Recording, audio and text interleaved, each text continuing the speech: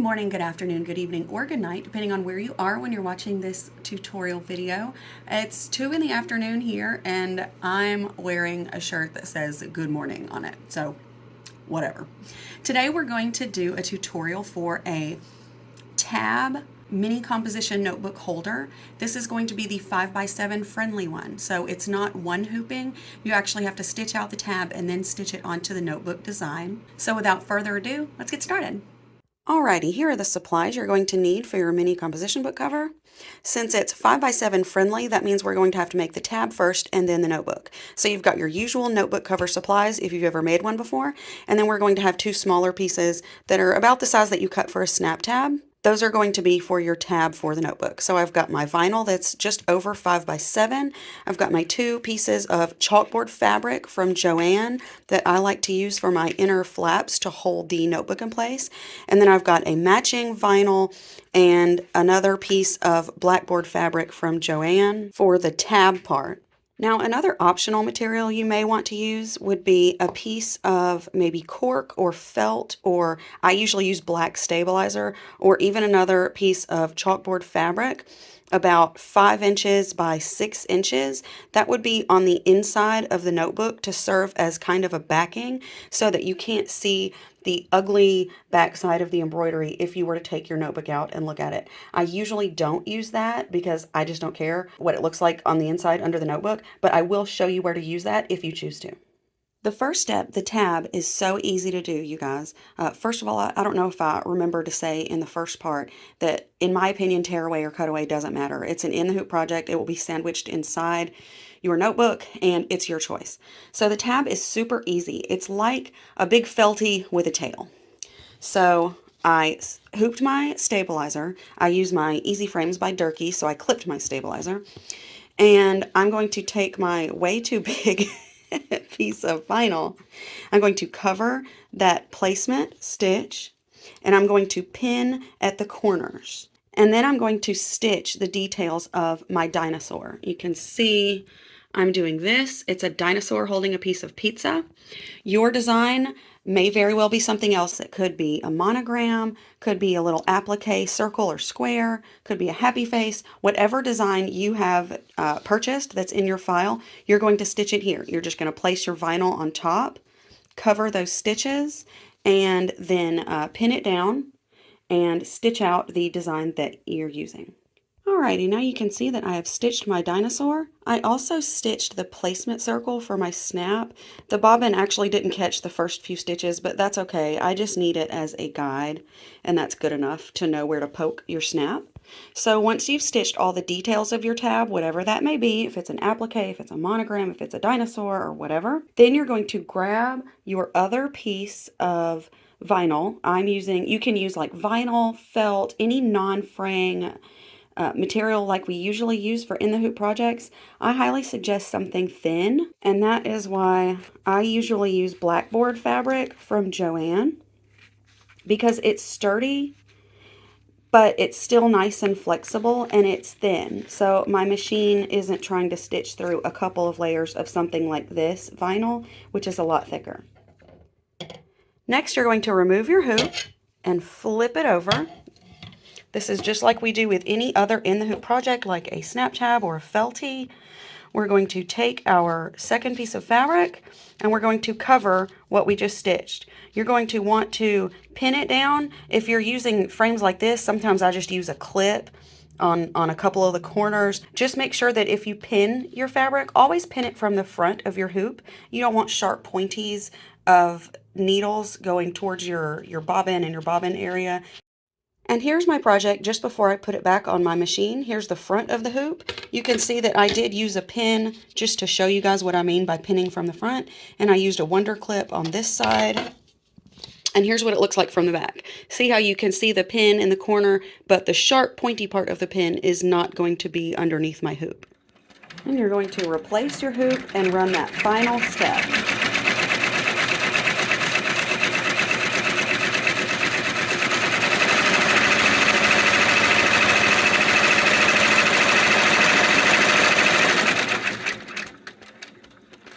Once this step is complete, You can take your pins out, clips, whatever. You can remove this from the hoop. And then we're going to trim around it because this is going to be the tab for your notebook. Our next step is going to be to stitch out our notebook cover. You'll probably notice that I switched to my 8x8 inch easy frame. There's absolutely nothing wrong. There's absolutely nothing wrong with using your 5x7 hoop for this design. It does fit in the 5x7 hoop. However, I just like the little bit of extra space when I'm trying to demonstrate something new to you. And also with a multi-needle machine, sometimes when you use a design that is really close to the edges of these frames, it tends to shake and jiggle a little bit, and I do not like that. So I switched to my 8x8 frame. So you hoop some stabilizer. Again, in my opinion, tearaway or cutaway does not matter. I usually use cutaway because that's just what I have on hand most. Grab your just over 5" by just over 7" piece of vinyl, and you're going to want to cover that whole square. You can see I barely made it, didn't I? I dipped in a little bit right there. I am not the best measurer and cutter. So you want to cover that square, and I like to pin at all 4 corners just to make sure it's nice and stable. And there are my pins. And I'm now going to stitch the name that I added. I added some personalization to this cover. If you did not, you can simply skip this step and move on to the addition of the tab in your notebook. All right, I have stitched my name, or not my name, but my friend's name. And if you did not add any personalization to your notebook cover, you don't have to worry about that. Now I'm going to move along to how I'm going to insert the tab into my notebook. I want to give you this little tip or reminder in this video right now that if there is a way that you prefer to put the tab into your notebook, you've got a better way to do it. Off the top of my head, I can think of, before you even stitch this out, you could put the tab inside right here, and then stitch the notebook placement and everything on top of it, and then the tab would be inside the front and the flap. Or you could go to designsbylittlebee.com, look up barn door box. You can get a free barn door box design. That's the square with the X in it. And you could use that, then place your tab down and put a piece of vinyl on top of it to stitch that tab down. There are probably other ways too that I'm not thinking about, but whatever way works for you is fine. This is just the way that I have in my instructions and a way that I like to do it, because I find that with this way, you don't have so many layers when you're doing your final stitches that it's kind of rough on your machine. Whatever way you would like to do it, you want to get crafty and creative and do it your own way, is totally fine. This is just the way that it says in my instructions, and this is the way that I'm demonstrating today. But of course, like I always like to remind you, my steps are not embroidery law, and you are free to experiment as you like. So for this method, I have stitched out this rectangle. I'm going to use my craft knife. I actually use this Fiskars one, which I love, love, love. And I'm going to gently, well, I'm going to remove my hoop and put it on my desk on top of a cutting mat. And I'm going to gently slice right inside of that rectangle, and then I will be right back. Alrighty, now you see that I've got my little slice in my notebook cover right in the middle of my rectangle. Now I'm going to grab my tab that I stitched and trimmed out earlier, and I'm going to place the end of that tab inside the rectangle, and look how far I'm going to put it in. Probably about that far. That's maybe 1/2 inch inside that slice that I made. And then I'm going to clip, because I like using my little Wonder clips, but you could also use tape, would be a great time to use that. All you need to do is, well, let me see if I can do it while I'm holding the phone. I did not want to get my tripod out today, so I am holding the phone while I do this. Hold the phone. So I got my tab in there. I can look up underneath. That looks good. So now I am going to use a clip. I think I would usually use tape on this. My tape is out of reach right now, and I feel like I'm already giving you motion sickness with my camera holding skills. So that's why I'm not using tape. So make sure he's nice and straight and get him secure, and then you're going to stitch the next step, which will do not decorative, but just a functional stitch to stitch this tab in place.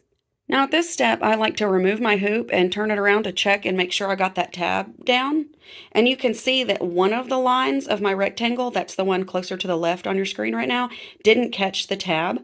but there's one in the middle that did. See that? So it is tacked down, but in the future, I would like to stick it in a little farther. I think I pulled it a little right before I stitched it because you really want to make sure it's secure. So go ahead and go for that somewhere between 1/4 and 1/2 inch for your tab to go inside that slice.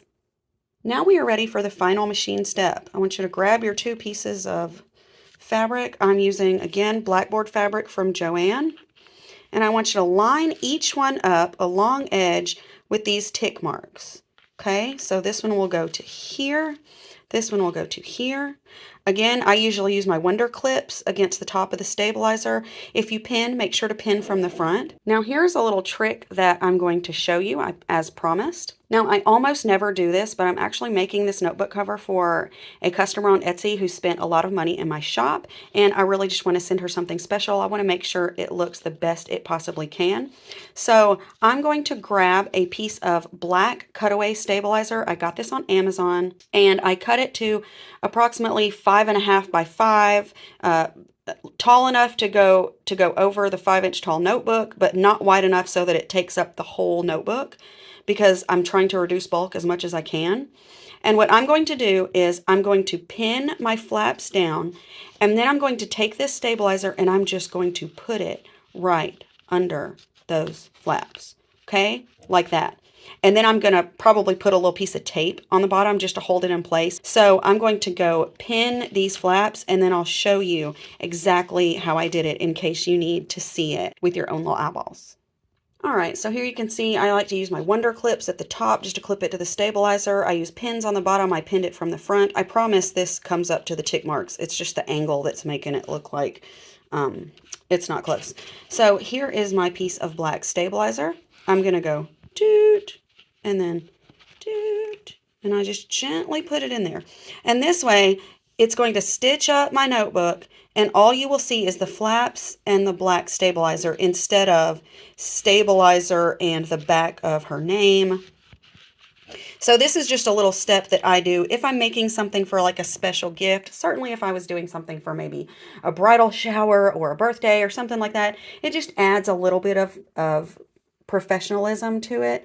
If I'm making something for my kid or something for myself, I don't really care. So I usually don't use something in the back. But you could use black stabilizer, you could use cork, you could use blackboard fabric. My only recommendation is that you not make it as wide as the whole book, just because the more layers you add to these, with them being only 7 inches wide, when you start trying to fold them over, a lot of times it's just, if you have too much bulk, it's kind of hard to fold and kind of clumsy. So I do about 5.5 inches tall, and I do about 5 inches wide just to cover that inside of the ugly back of the stabilizer or the embroidery. All right, the last step that I'm going to show you before we do our final stitch is this one. When you are doing the final stitch, you've got your pockets underneath your hoop, and you've got your tab sticking out right here. Now you can leave your tab right here. If you think your machine is okay with going through the tab and the notebook cover, that is totally fine. My multi-needle can handle it, and as you saw a little earlier, I didn't get the tab stuck far enough in for my liking, so I'm going to go ahead and leave mine flat so that it gets stitched into the notebook. This is just my way of giving it a little extra security.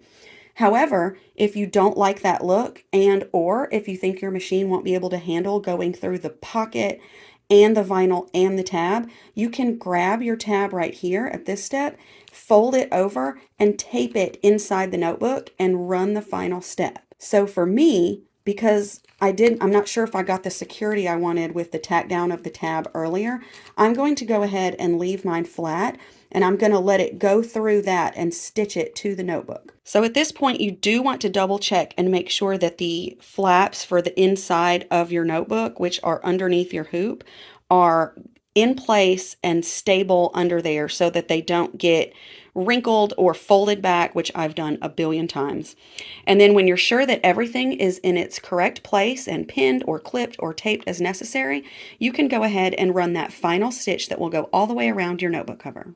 Now, I quickly want to show you guys something because I try to be as honest as possible in my videos and pictures and tutorials that I share on YouTube and in our Facebook group.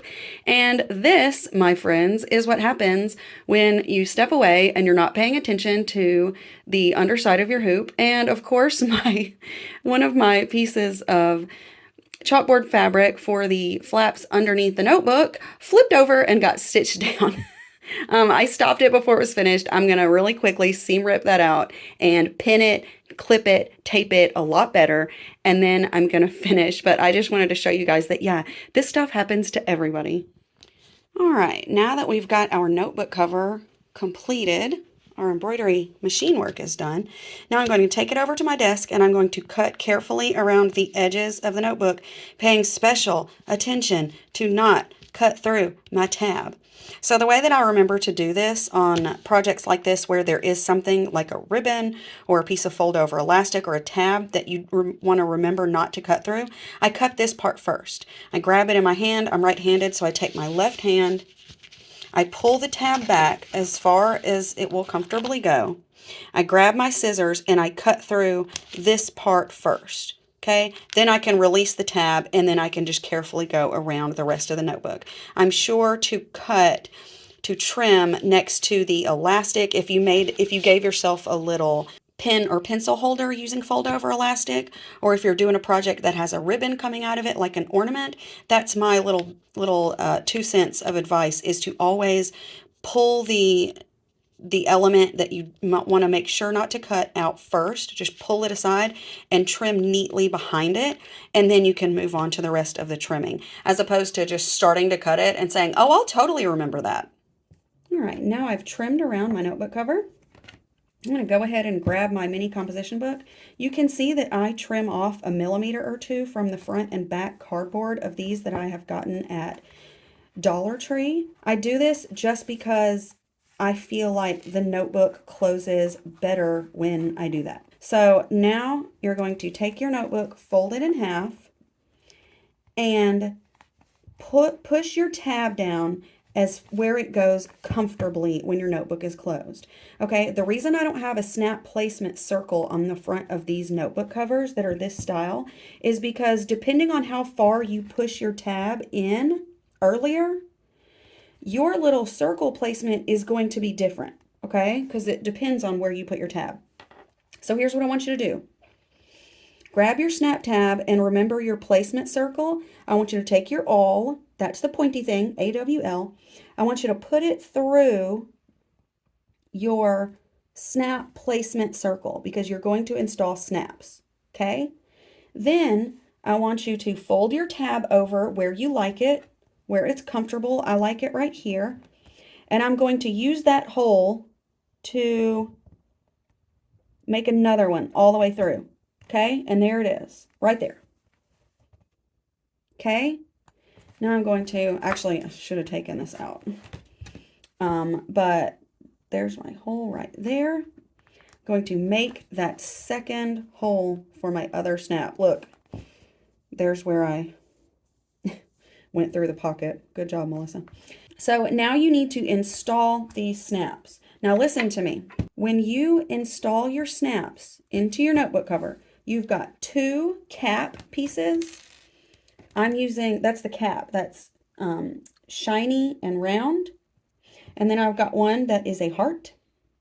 I got these on either from camsnaps.com or on Amazon. For the first one, it doesn't matter which one you use, whether you use the socket or the stud piece or like the male and female piece of the snaps. You want to put the cap side next to your design. See, like this. And then the other one, you want the cap on the inside of your notebook. Okay, so when you fold your notebook cover over, it's going to snap.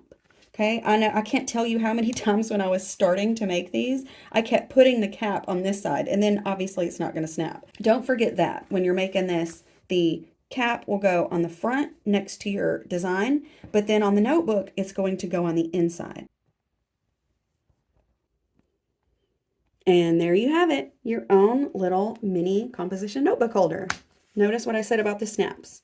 There they are, matching on the tab and the notebook. Now you know how to make an adorable snap closure mini composition notebook cover. You can find some of these at designsbylittlebee.com. I hope this tutorial helped you and maybe even gave you a little laugh. I will see you guys in the next video, and I'll chat with you in the group. Bye!